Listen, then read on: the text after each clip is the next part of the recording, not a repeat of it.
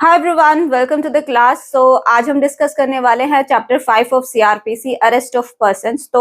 अब जो हमारी आगे आने वाली वीडियोस रहेंगी उसमें हम नए लोगों को और पुराने लोगों को साथ के साथ डिस्कस करेंगे, कंपैरिजन करेंगे कि क्या उसमें ऐड ऑन हुआ है या फिर क्या उसमें से डिलीट कर दिया गया। ये सारी चीजें हम डिस्कस करते हुए चलेंगे, तो वीडियो को ध्यान से देखिएगा, शुरू से एंड तक बने रहिएगा।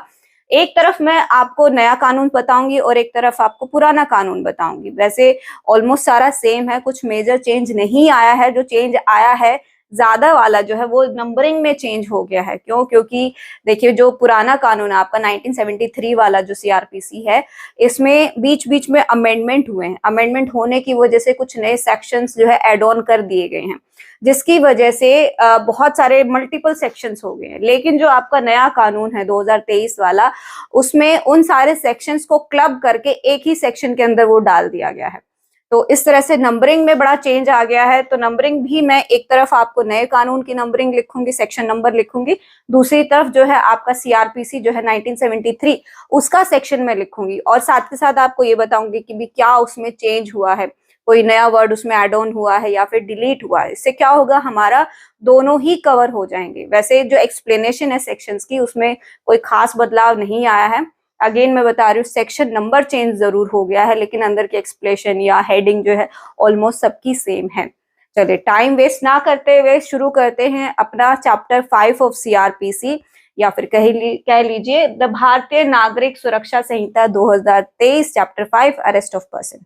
चैप्टर 5 ऑफ सीआरपीसी, इसको शुरू करते हैं। देखिए, आपको पता ही है कि ऑफेंस आपके दो टाइप के रहते हैं, कॉग्निजेबल ऑफेंस और एक नॉन कॉग्निजेबल ऑफेंस। अगर किसी को इसके बारे में जानकारी नहीं है तो उस पर हमारी पूरी वीडियो आप देख लीजिएगा। सो कॉग्निजेबल ऑफेंस क्या होता है? Police officer can arrest a person without warrant, मतलब उसे मजिस्ट्रेट के वारंट की आवश्यकता नहीं है उस ऑफेंडर को, उस पर्सन को अरेस्ट करने के लिए जिसने ऑफेंस किया है। Non cognizable can not arrest without warrant, it means उसे मजिस्ट्रेट के ऑर्डर की, अरेस्ट वारंट की आवश्यकता है उस व्यक्ति को, उस ऑफेंडर को अरेस्ट करने के लिए। अब यहाँ पर मैं ये क्यों बता रही हूँ, क्योंकि ये जो आपका सेक्शन 35 है, या फिर कह लीजिए सेक्शन 41 और 41A जो सीआरपीसी के अंदर दिया गया है सॉरी, तो उसमें जो है ये ऑफेंस की जो बात कर रहा है, ये कॉग्निजेबल ऑफेंस की बात कर रहा है, जहां पर मजिस्ट्रेट के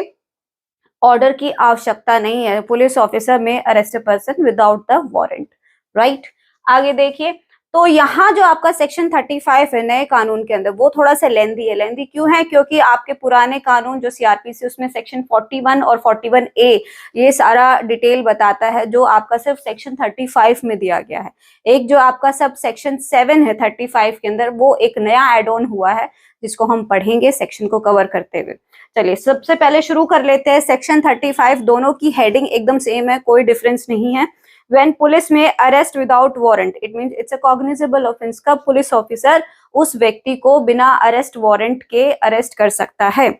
एनी पुलिस ऑफिसर में without an order from a magistrate, तो पुलिस ऑफिसर बिना मजिस्ट्रेट के ऑर्डर के, एंड विदाउट अ वारंट, या बिना किसी वारंट के, अरेस्ट एनी पर्सन, किसी भी व्यक्ति को अरेस्ट कर सकता है। कब? एक, who commits in the presence of a police officer a cognizable offense, मतलब पुलिस ऑफिसर की प्रेजेंस में अगर कोई व्यक्ति एक कॉग्निजेबल ऑफेंस अगर कर देता है, तो पुलिस ऑफिसर जो है उस व्यक्ति को अरेस्ट कर सकता है। B, against whom a reasonable complaint has been made, अगर किसी के खिलाफ जो है कोई एक रीजनेबल, जिस पे भरोसा किया जा सके, ऐसी अगर कंप्लेंट आई है, और credible information has been received, या फिर पुलिस ऑफिसर को खुद से कोई जानकारी मिल रही है। इन दोनों में डिफरेंस है। एक में जो है उसके खिलाफ कोई कंप्लेंट आई है, या फिर पुलिस ऑफिसर को खुद से जानकारी मिल रही है, हैज बीन रिसीव्ड, और reasonable suspicion exist that he has committed a cognizable offence, या फिर पुलिस ऑफिसर को ऐसा डाउट हो रहा है, सस्पिशन, संदेह हो रहा है कि उस व्यक्ति ने कोई कॉग्निजेबल ऑफेंस कमिट किया है, जिसमें punishment punishable with imprisonment for a term which may be less than 7 years, उस ऑफेंस की जो सजा है 7 साल से कम हो सकती है, और विच में एक्सटेंड टू 7 years, मतलब 7 साल या 7 साल से कम की सजा का अगर उसने कोई कॉग्निजेबल ऑफेंस किया है, तो पुलिस ऑफिसर उसे बिना मजिस्ट्रेट के अरेस्ट वारंट के अरेस्ट कर सकता है। वेदर विद और विदाउट फाइन, चाहे तो उस ऑफेंस में फाइन हो या नहीं हो। If the following conditions are satisfied, तो अब यहाँ पर कंडीशंस दी गई है, अगर वो कंडीशंस फुलफिल कर देता है वो ऑफेंडर जो है तो पुलिस ऑफिसर उसे अरेस्ट कर सकता है। कंडीशंस देखते हैं। First, the police officer has reason to believe on the basis of such complaint. Police officer को भरोसा हो जाता है बिना किसी डाउट के कि उस कंप्लेंट पे, जो कंप्लेंट उसको रिसीव हुई है या कोई इंफॉर्मेशन उसे मिली है, और suspicion that such person has committed the said offence, की उस व्यक्ति ने वो जो ऑफेंस सामने आया है वो उसने अगर किया है तो। Second, the police officer is satisfied that such arrest is necessary, या फिर पुलिस ऑफिसर को लगता है कि उस व्यक्ति को अरेस्ट करना नेसेसरी है, जरूरत है। नहीं तो क्यों? क्योंकि to prevent such person from committing any further offence, कि उस व्यक्ति को फर्दर वो आगे और कोई ऑफेंस कमिट ना कर दे, इसीलिए उसको अरेस्ट करना अगर जरूरी है तो पुलिस ऑफिसर उसे अरेस्ट कर सकता है। B, for proper investigation of the offence, या फिर जो ऑफेंस हो गया है उसकी इन्वेस्टिगेशन करने के लिए उस व्यक्ति की आवश्यकता अगर है तो उसको अरेस्ट कर सकता है। To prevent such person from causing the evidence of the offence to disappear, या फिर वो जो व्यक्ति है अगर वो जो एविडेंसेस हैं, साक्ष्य जो है, अगर उनको डिसअपियर मतलब खत्म करने में अगर वो कर सकता है, वो ऐसा डाउट है तो भी वो उसको अरेस्ट कर सकता है। और टेम्परिंग विद सच एविडेंसेस, या फिर उन एविडेंसेस के साथ किसी प्रकार की वो छेड़खानी अगर कर सकता है तो भी पुलिस ऑफिसर उस व्यक्ति को अरेस्ट कर सकता है। डी देखिए, to prevent such person from making any inducement, या फिर वो किसी तरीके का किसी व्यक्ति को इंड्यूस कर सकता है, मतलब बहला फुसला सकता है, अपनी बातों में ला सकता है कि वो गलत एविडेंस, गलत जो गवाही दे, ऐसा कुछ अगर वो कर सकता है। थ्रेट और प्रॉमिस, या फिर उसे डरा धमका सकता है, या कोई झूठा प्रॉमिस, कोई लोभन उसे अगर प्रलोभन उसे अगर दे सकता है तो। To any person acquainted, acquainted होता है परिचित, to any person acquainted with the facts, तो उस ऑफेंस से रिलेटेड जो फैक्ट्स है उनसे अगर कोई व्यक्ति परिचित है उनको इंड्यूस कर सकता है, थ्रेट कर सकता है, प्रॉमिस कर सकता है of the case, so as to dissuade him from disclosing such fact to the court और टू द पुलिस ऑफिसर, मतलब ऐसे किसी व्यक्ति को बहला फुसला सकता है कि वो पुलिस के सामने, कोर्ट के सामने कुछ और गवाही जो एक्चुअल हुआ है वो ना बता के कुछ और अगर वो बता दे कर दे अगर किसी एविडेंस किसी व्यक्ति के साथ, तो वो अरेस्ट किया जा सकता है। ई देखिए, as unless such person is arrested his presence in the court whenever required can not be ensured, या ऐसा लगता है कि जब भी कोर्ट उस व्यक्ति को बुलाएगी कि वो नहीं आएगा तो ऐसे सिचुएशन में भी उस व्यक्ति को अरेस्ट किया जा सकता है। And the police officer shall record while making such arrest his reason in writing, तो जब भी वो ये सारी चीजें करेगा, किसी व्यक्ति को अरेस्ट करेगा,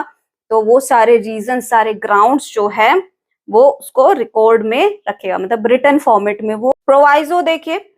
provided that a police officer shall, अब शेल टर्म का अगर इस्तेमाल हो रहा था इट मीन्स एक मैंडेटरी प्रोविजन है, पुलिस ऑफिसर को ऐसा एक्ट करना पड़ेगा। कैसा? In all cases where the arrest of a person is not required, अगर उस व्यक्ति को अरेस्ट करने की आवश्यकता नहीं है, under the provision of this subsection, ये जो हमने अभी सबसेक्शन पढ़ा उसके अंदर उसे ऐसा लगता है कि उस व्यक्ति को अरेस्ट करने की आवश्यकता नहीं है, record the reasons in writing for not making the arrest, तो पुलिस ऑफिसर को वो ग्राउंड्स, वो रीजन लिख के रखने पड़ेंगे कि किन बेसिस पर वो उसे अरेस्ट नहीं कर रहा है, मतलब क्या कारण है जिसकी वजह से वो उसे अरेस्ट नहीं कर रहा है, करने की जरूरत नहीं है। सी देखिए, against whom credible information has been received, तो किसके, जिसके खिलाफ जो है पुख्ता जानकारी उस पुलिस ऑफिसर को मिल रही है, that he has committed a cognizable offence, कि उस व्यक्ति ने कोई कॉग्निजेबल ऑफेंस किया है, punishable with imprisonment for a term which may extend to more than 7 years, कि जिसमें 7 साल से ज्यादा की सजा का ऑफेंस अगर उसने किया है, वेदर विद और विदाउट फाइन, और with death sentence and the police officer, या फिर उसमें डेथ सेंटेंस का अगर उसमें प्रावधान है उस ऑफेंस के अंदर, and the police officer has reason to believe on the basis of that information, और उस इंफॉर्मेशन पर पुलिस ऑफिसर को भरोसा हो रहा है, रीजन टू बिलीव है उसके पास, that such person has committed the said offence, और उस व्यक्ति ने वो ऑफेंस किया है, मतलब उसे वो रीजनेबल ग्राउंड मिल रहा है कि हाँ इस व्यक्ति ने ऑफेंस किया होगा और इसमें सो एंड सो सजा हो सकती है इस व्यक्ति को, तो उस व्यक्ति को पुलिस ऑफिसर जो है अरेस्ट कर सकता है। डी देखिए, who has been proclaimed as an offender, मतलब एक नामी ऑफेंडर जिसको जानते हैं कि हाँ ये इसने एक ऑफेंडर है, ये व्यक्ति है, ईदर अंडर दिस संहिता और by order of the state government, मतलब इस कानून के अंदर अगर वो एक प्रोक्लेम्ड ऑफेंडर है या फिर स्टेट गवर्नमेंट ने डिक्लेयर कर रखा है कि भी ये एक ऑफेंडर है ये व्यक्ति, तो उसको भी पुलिस ऑफिसर अरेस्ट कर सकता है। In whose possession anything is found, किसी के पास, किसी के पोजेशन में कुछ ऐसा मिलता है which may reasonably be suspected to be stolen property, की ये चुराई हुई प्रॉपर्टी अगर किसी के पास बरामद होती है, मिलती है, उसके पोजेशन में अगर वो है, and who may reasonably be suspected of having committed an offence, और उसके पास, उसके ऊपर मतलब पूरा डाउट भी हो रहा है कि भी हाँ इस व्यक्ति ने ऑफेंस किया होगा, with reference to such thing, उस वो जो सामान उसके पास मिल रहा है उसी के रिगार्डिंग जो है उस व्यक्ति ने वो ऑफेंस अगर किया है, तो भी उस व्यक्ति को पुलिस ऑफिसर अरेस्ट कर सकता है। एफ देखिए, हु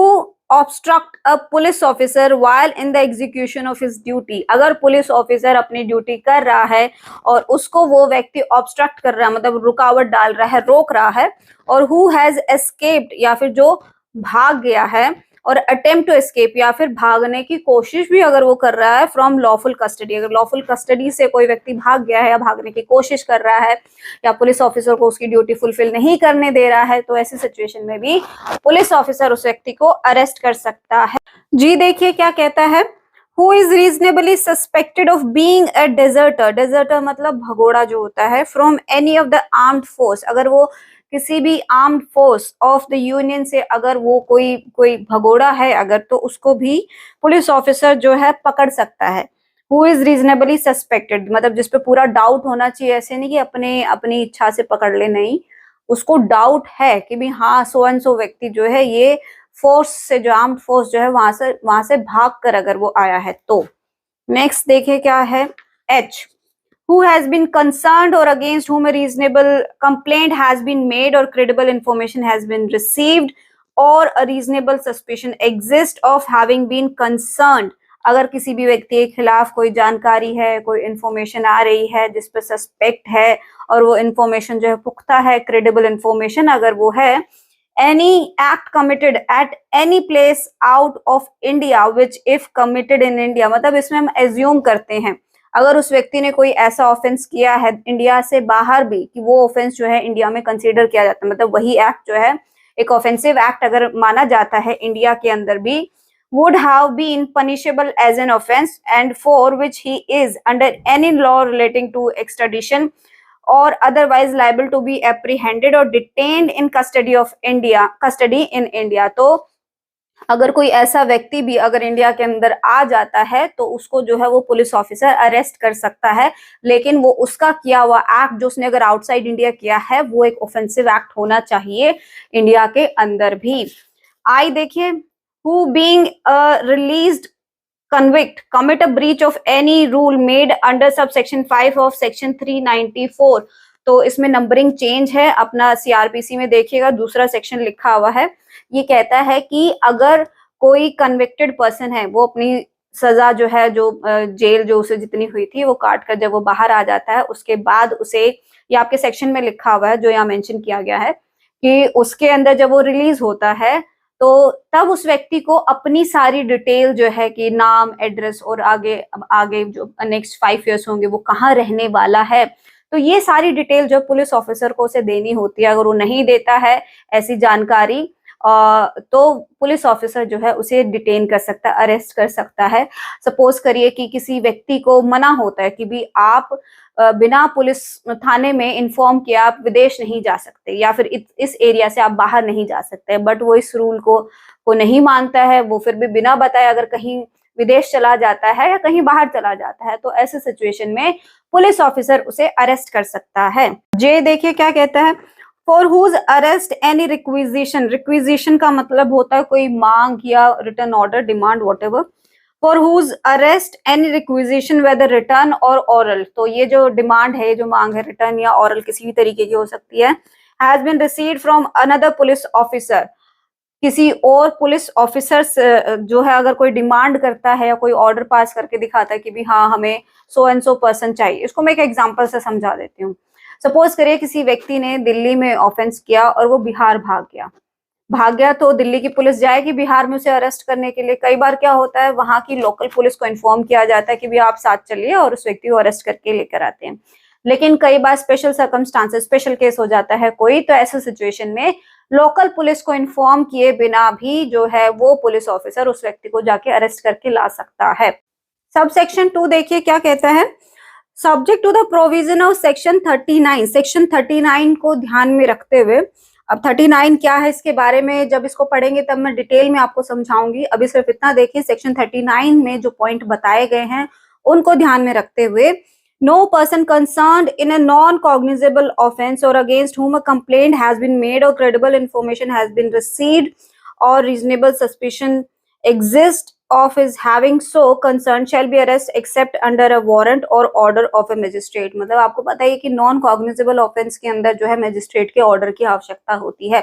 लेकिन सेक्शन 39 में कुछ पॉइंट ऐसे बताए गए हैं जहां पर उस व्यक्ति को अरेस्ट किया जा सकता है। डिटेल में सेक्शन 39 को कवर करते हुए मैं आपको समझाऊंगी, अभी बस इतना जान लीजिए। नेक्स्ट देखिए सब सेक्शन 3 क्या कहता है। The police officer shall in all cases where the arrest of a person is not required under subsection 1। तो सबसेक्शन 1 में जो हमने पॉइंट पढ़े थे जहां पर हमने ये भी पढ़ा था कि किस सिचुएशन में अगर पुलिस ऑफिसर को ऐसा लगता है कि भी हाँ सो एंड सो सर्कमस्टांसेस है और इस व्यक्ति को अरेस्ट करने की जरूरत नहीं है, issue A notice directing the person against whom a reasonable complaint has been made। तो उस व्यक्ति को पुलिस ऑफिसर एक नोटिस भेज सकता है और credible information has been received और reasonable suspicion exist that he has committed a cognizable offence. मतलब उस व्यक्ति ने कोई कॉग्निजेबल ऑफेंस भी उसने अगर किया है लेकिन उसे अरेस्ट करने की कोई आवश्यकता नहीं है सच, तो वो ग्राउंड में नोट डाउन करेगा कि किन ग्राउंड्स पे जो है वो उसे अरेस्ट नहीं कर रहा है, और फिर जब भी उस व्यक्ति की आवश्यकता होगी, जरूरत होगी, तो पुलिस ऑफिसर एक नोटिस भेजकर उस व्यक्ति को थाने में बुला सकता है टू अपीयर बिफोर हिम और at such other place as may be specified in the notice. Simple है। सब सेक्शन 4 देखिए, where such a notice is issued to any person। अब ये जो नोटिस अगर किसी व्यक्ति को भेजा जाता है, it shall be the duty of that person to comply with the terms of that notice। तो उस व्यक्ति की जिसको ये नोटिस आ रहा है, भेजा गया है, तो उसकी ये ड्यूटी बन जाती है कि उस नोटिस को वो फॉलो करे, उसकी आज्ञा का पालन वो करे। 5th देखिए, where such person complies and continue to comply with the notice, he shall not be arrested in respect of the offence referred to in the notice unless। तो अगर वो उस नोटिस को कंप्लाई कर रहा है, मतलब उसको फॉलो कर रहा है, उसके आगे का पालन अगर वो कर रहा है और उसको अरेस्ट नहीं किया, उस पुलिस ऑफिसर ने उसे अरेस्ट भी नहीं किया है, for reason to be recorded the police officer is of opinion that he ought to be arrested. तो अगर वो shall not be arrested in respect of the offense referred to in the notice unless, यही बता रहा है कि अगर वो उसको कंप्लाई कर रहा है उस नोटिस को तो उसे अरेस्ट करने की जरूरत नहीं है, लेकिन अगर वो उसकी आज्ञा को नहीं मान रहा है तो police officer is of opinion that ought to be arrest. और पुलिस ऑफिसर को ऐसा लग रहा है कि हाँ अब इस व्यक्ति को अरेस्ट कर लेना चाहिए, क्यों, उसे अगर लगता है कि हाँ ये बाद में हो सकता है भाग जाए या सो एंड सो कोई रीजन ऐसा निकल आए कि बाद में भी मुझे इसे अरेस्ट करना ही पड़ेगा, तो वो चाहे तो तब भी उसको अरेस्ट कर सकता है। राइट। 6 देखिए, where such person at any time fails to comply with the terms of the notice। अब कभी भी अगर वो व्यक्ति उस नोटिस की टर्म्स को कंप्लाई नहीं कर रहा है, मतलब नहीं मान रहा है, और is unwilling to identify himself, और वो अपनी पहचान भी नहीं बता पा रहा है, नहीं बता रहा है, मतलब वो नहीं बताना चाहता, अनविलिंग है to identify himself, the police officer may subject to such order as may have been passed by a competent court in this behalf arrest him for the offense mentioned in the notice। तो वही अगर वो notice को comply नहीं कर पा रहा है या फिर वो जानबूझ के नोटिस नहीं रिसीव कर रहा है, मतलब जिससे उसकी पहचान ना हो जाए, तो ऐसे सिचुएशन में तो पुलिस ऑफिसर क्या कर सकता है, may have been passed by a competent court in this behalf arrest him for the offense mentioned in the notice। तो नोटिस में जो ऑफेंस बताया गया है तो उसके बेसिस पर वो उस व्यक्ति को अरेस्ट कर सकता है। सब सेक्शन 7 देखिए क्या कहता है। No arrest shall be made without prior permission of an officer not below the rank of deputy superintendent of police। तो अगर किसी व्यक्ति को अरेस्ट करना है तो किसकी परमिशन की, अरेस्ट से पहले परमिशन की आपको आवश्यकता है, डिप्टी सुपरिटेंडेंट ऑफ पुलिस। मतलब इस रैंक से नीचे का व्यक्ति नहीं होना चाहिए, इस रैंक से ऊपर का ये या फिर इसी रैंक का व्यक्ति होना चाहिए जिसकी आपको परमिशन की आवश्यकता है उस व्यक्ति को अरेस्ट करने के लिए। In case of an offence, कौन से ऑफेंस के अंदर, which is punishable for imprisonment of less than 3 years, 3 साल से कम की सजा वाला अगर उस व्यक्ति ने ऑफेंस किया है, एंड सच पर्सन, और वो व्यक्ति, पर्सन इज इन्फर्म, या तो वो व्यक्ति इन्फर्म हो या फिर और is above the 60 years of age, या फिर वो 60 साल से ज्यादा की उम्र का अगर वो व्यक्ति है तो। ये आपका सबसेक्शन 7 था और आपका सेक्शन 35 कंप्लीट होता है। सेक्शन 36 को देख लेते हैं। आपके सीआरपीसी 1973 में ये सेक्शन 41B में दिया गया है और आपके नए कानून में सेक्शन 36 में दिया गया है। So procedure of arrest and duties of officer making arrest, कि भी क्या प्रोसीजर है अरेस्ट का और पुलिस ऑफिसर की क्या क्या ड्यूटी रहती है कि जब वो अरेस्ट करता है। अब ये देखिए वीडियो थोड़ी सी लंबी हो सकती है लेकिन बहुत यूजफुल है, आपको बाद में बड़ी हेल्प करेगी जब आपको ये नए वाला पढ़ना पड़ेगा। ठीक, चलिए पढ़ते हैं इसको। Every police officer while making an arrest shall, तो शेल टर्म का इस्तेमाल हुए, इट मीन्स ये मैंडेटरी प्रोविजन है, उसे ऐसा एक्ट करना ही करना है चाहे कुछ हो जाए। Okay, so every police officer, हर पुलिस ऑफिसर को इस तरह से एक्ट करना, कैसे, bear an accurate visible and clear identification of his name which will facilitate easy identification, मतलब जो उसका आईडी कार्ड जो रहता है, जो उसका नाम जो यहाँ लिखा होता है उसकी वर्दी पे, वो एकदम क्लियर आइडेंटिफाइड होना चाहिए। ऐसे नहीं कि कुछ किसी और का नाम लिख दिया या फिर वो क्लियरली पहचाना नहीं जा रहा है, उसकी आइडेंटिफिकेशन क्लियर होनी चाहिए। Prepare a memorandum of arrest, एक MOA जो मेमोरेंडम ऑफ अरेस्ट होता है वो उसे प्रिपेयर करना है कि भी किस व्यक्ति को कहाँ पर अरेस्ट किया, कैसी सिचुएशन में किया, क्या क्या अगर उसके साथ कुछ बरामद हुआ है तो क्या, वो सारी डिटेल उसको मेमोरेंडम ऑफ अरेस्ट बोलते हैं। बहुत सारी डिटेल होती है, वो सब उसको करनी पड़ेगी। Which shall be attested by at least one witness, जिसको अटेस्ट किया जाएगा एक विटनेस के द्वारा, who is a member of family of the person arrested, जो उस अरेस्टेड पर्सन की फैमिली मेंबर हो सकता है कोई, और a respectable member of locality, या फिर और टर्म यूज हुआ है, मतलब इनमें से कोई भी हो सकता है, सबके द्वारा उसको अटेस्ट नहीं करवा रहा और वर्ड इस्तेमाल हुआ तो इट मीन्स इनमें से कोई भी हो सकता है वो। रिस्पेक्टेबल मेंबर ऑफ लोकेलिटी, या फिर उस आसपास के एरिया का कोई जाना माना कोई व्यक्ति हो जिसको मतलब पहचाना जा सके। Where the arrest is made, जहां पर उसका अरेस्ट किया गया उसको। Now counter sign by the person arrested, और जिस व्यक्ति को अरेस्ट किया है वो भी उस पर मेमोरेंडम पर जो है साइन करेगा। सी देखिए, inform the person arrested unless the memorandum is attested by a member of his family that he has a right to have a